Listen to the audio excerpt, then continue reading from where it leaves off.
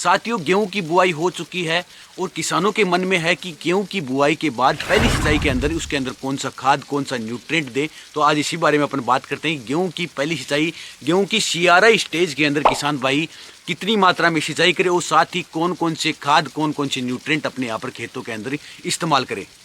नमस्कार किसान साथियों, अभी गेहूं के अंदर पहली सिंचाई का समय चल रहा है और इस समय अपन गेहूं के अंदर पहली सिंचाई के साथ यूरिया और उसके साथ अलग अलग प्रकार के खाद डालते हैं। किसानों का सवाल ये होता है कि हम पहली सिंचाई के अंदर या दूसरी सिंचाई के अंदर गेहूं के अंदर कौन से खाद डालें, क्योंकि ये जो समय है वो CRI स्टेज है, मतलब क्राउन रूट इनिशियल स्टेज होती है, जो कि गेहूं के लिए बहुत ही क्रांतिकारी अवस्था होती है। इस समय गेहूं के अंदर नए कल्ले बनते हैं, इसके साथ ही जड़ों का अच्छा विकास होता है, कल्लों की मजबूती होती है और इसके साथ गेहूं के अंदर अच्छा जमाव बनता है, जिस कारण आने वाले समय जब गेहूं के अंदर दाने बनते हैं, दंगियाँ बनती है, तो उसके अंदर अपने को अच्छा उत्पादन मिलता है, अच्छी अपने को जो अपने खाकला बोलते हैं, फूस बोलते हैं, उसकी पैदावार अपने को देखने को मिलती है। तो किसान भाइयों, आज अपन बात करते हैं गेहूं की पहली सिंचाई या फिर दूसरी या फिर तीसरी सिंचाई के अंदर किसान भाई पानी के साथ, मतलब सिंचाई के साथ कौन कौन से खाद डालें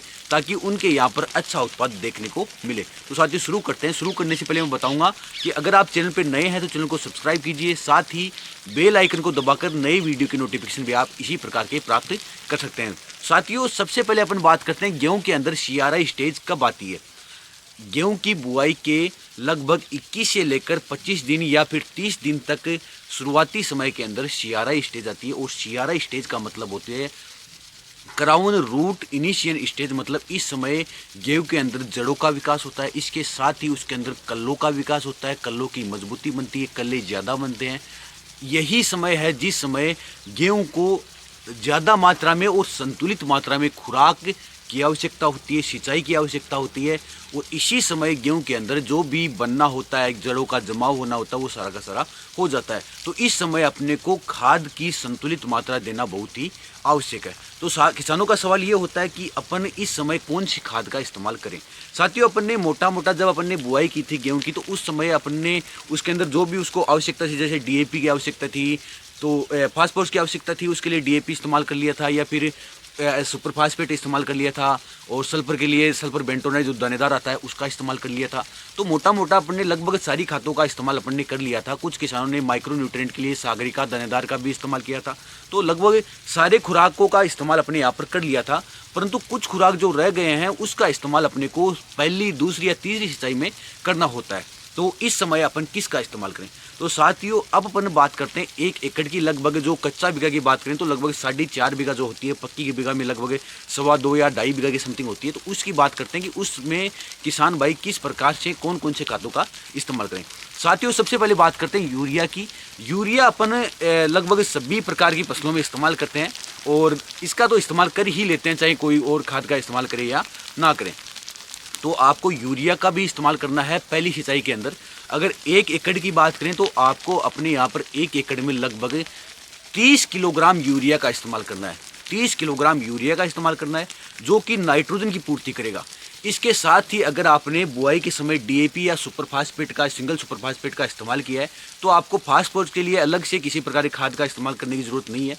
परंतु अगर आपने बुआई के समय DAP या फिर उसके साथ सुपर फास्फेट का इस्तेमाल नहीं किया है, आपसे भूल हो गई है, चूक हो गई है या समय की उपलब्धता न होने के कारण आपने इस्तेमाल नहीं किया, तो आप उस समय फास्फोरस की पूर्ति के लिए जो NPK आते हैं 1261 वगैरह, तो उसका इस्तेमाल कर सकते हैं, जिससे आपकी फसल को शुरुआती समय के अंदर जो भी फास्फोरस की आवश्यकता उसकी पूर्ति के लिए फास्फोरस की उपलब्धता हो जाएगी। तो 1261 का इस्तेमाल कर सकते हैं।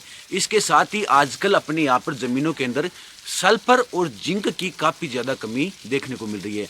तो आप सल्फर की पूर्ति के लिए, जो कि एक आजकल नाइट्रोजन, फास्फोरस और पोटास के अलावा एक मुख्य उर्वरक की श्रेणी में आ गया है सल्फर, क्योंकि इसकी ज़मीनों में काफ़ी ज़्यादा शॉर्टेज है, काफ़ी ज़्यादा कमी है और इसकी कमी के कारण अपने को फसलों के अंदर उत्पादन में काफ़ी ज़्यादा कमी देखने को मिल रही है। तो इसकी पूर्ति के लिए अपन सल्फर बेंटोनाइट, जो दानेदार वाला सल्फर आता है, उसका इस्तेमाल कर सकते हैं। क्योंकि जो सल्फर बेंटोनाइट होता है, अगर उसका इस्तेमाल करते हैं तो एक स्लो रिलीज फर्टिलाइजर, मतलब धीरे धीरे इसका घुलन होता है पानी के अंदर और धीरे धीरे लगातार फसलों को ये लंबे समय तक मिलता रहता है। तो इसका अगर इस्तेमाल करते हैं तो अपने को सल्फर की पूर्ति हो जाएगी। उसी के साथ अपन सल्फर की पूर्ति के लिए अपने यहाँ पर सल्फर जो पाउडर फॉर्म में 80% या 90% आता है उसका इस्तेमाल कर सकते हैं। तो ये भी बहुत अच्छा उर्वरक है सल्फर की पूर्ति के लिए। अगर इसका इस्तेमाल करते हैं तो अपनी फसलों को शुरुआती समय में जो भी फंगस की बीमारियां होती है उससे भी बचाएगा और इसके साथ ही उसके अंदर न्यूट्रेंट सल्फर न्यूट्रेंट की भी पूर्ति करेगा। इसी के साथ किसान साथियों जिंक का इस्तेमाल करना बहुत ही ज़रूरी है, क्योंकि फसलों के अंदर जिंक बहुत ज़्यादा ज़रूरी है। और मुख्यतः गेहूं की फसल में अगर बात करें जिंक की, तो जिंक अपनी गेहूं की फसल में कल्लों के विकास के लिए, कल्लों की मजबूती के लिए, कल्लों की ज़्यादा संख्या के लिए अपने यहाँ पर जिंक का बहुत ही अच्छा योगदान है। तो आप अपने यहाँ पर गेहूं की शुरुआती सिंचाई के अंदर, शुरुआती समय के अंदर जिंक का इस्तेमाल जरूर करें। आप अपने यहाँ पर जिंक 33% का इस्तेमाल कर सकते हैं, जो कि जिंक सल्फेट में आती है। 33% मतलब जिंक होती है, उसके अंदर 15% सल्फर होती है, तो उसका इस्तेमाल कर सकते हैं यूरिया के अंदर मिलाकर। और 21% का इस्तेमाल कर सकते हैं, उसके अंदर 21% जिंक आती है। तो किसी भी प्रकार के फॉर्मेशन में जो जिंक आ रहा है उसका इस्तेमाल आप ज़रूर कीजिए। बहुत ही अच्छा उर्वरक है अपनी गेहूँ की फसल के लिए।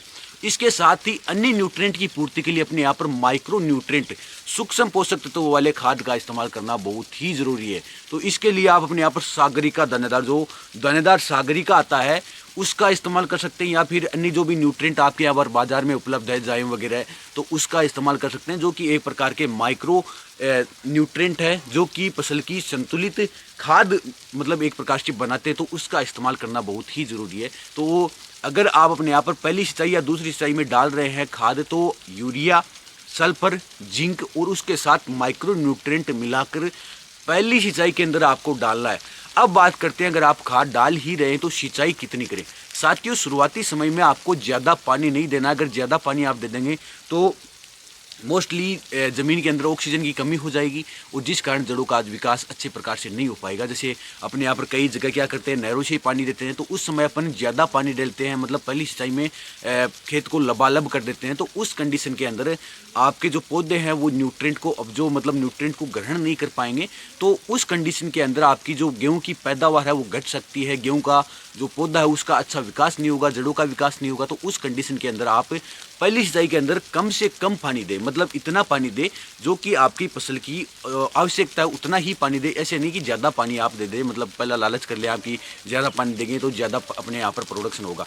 तो पहली सिंचाई के अंदर आप कम से कम पानी दें। अगर आप फुहारे से इस्तेमाल कर रहे हैं तो लगभग 2 या 2.5 घंटे इस प्रकार, जैसे आप हमारा वीडियो देख रहे हैं पीछे, तो या 2 या 2.5 घंटे आप अपने यहाँ पर सिंचाई कर सकते हैं इस प्रकार के खाद डालने के बाद। तो पहली सिंचाई में इस प्रकार के खाद डाल देंगे और इस प्रकार की सिंचाई कर देंगे तो अच्छा एक प्रकार से पानी और खुराक का एक अच्छा मिश्रण होगा, जो कि फसल के लिए बहुत ही ज़्यादा आवश्यक है। और फसल के लिए अगर इस प्रकार की खाद उपलब्ध होती है, इस प्रकार की सिंचाई उपलब्ध होती है, तो आपको बहुत ही अच्छा उत्पादन मिलेगा और आने वाले समय के अंदर आपके यहाँ पर बहुत ही अच्छी उपज देखने को मिलेगी। धन्यवाद किसान साथियों, ये जानकारी किस प्रकार की लगी। अगर अच्छी लगी तो वीडियो को लाइक कर सकते हैं, हमारे चैनल को सब्सक्राइब कर सकते हैं, साथ ही अन्य किसान भाइयों के साथ इस वीडियो को शेयर कर सकते हैं।